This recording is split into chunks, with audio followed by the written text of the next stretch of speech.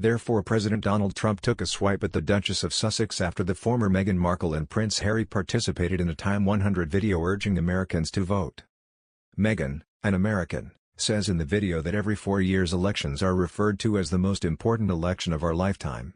But this one is, she stressed. When we vote, our values are put into action and our voices are heard. Harry called on Americans to reject hate speech, misinformation and online negativity. Neither mentioned Trump or his Democratic challenger, Joe Biden, by name, but some have interpreted their comments as critical of Trump. Trump was asked about the video during a White House press conference, with the reporter saying the couple essentially encouraged people to vote for Joe Biden. Meghan Markle has been tipped to cause even more headaches for the royal family, as speculation builds of preparations for a stunning move into the White House.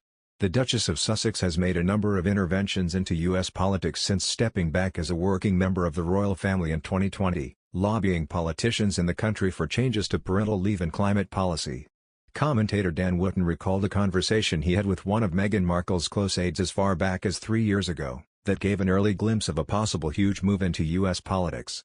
He wrote for Mail Online, "I've never forgotten a conversation I had with one of Meghan's increasingly frustrated close aides in early 2019 as her relationships within the royal family turned ever more toxic.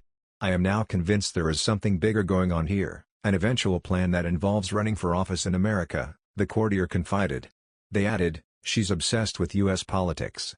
I think we're, the royal family, now just a stepping stone to something she considers far more important and attractive." He said, "After all, what's bigger than being a princess in the British royal family? Becoming the first female president of the United States, of course." During an interview with Vogue in Conversation, the feminist Gloria Steinem, which was published earlier this week, Meghan gave yet another possible indication of her plans to enter U.S. politics. She said, "The presidential election was coming up soon and we both knew the value of women and everyone getting out to vote.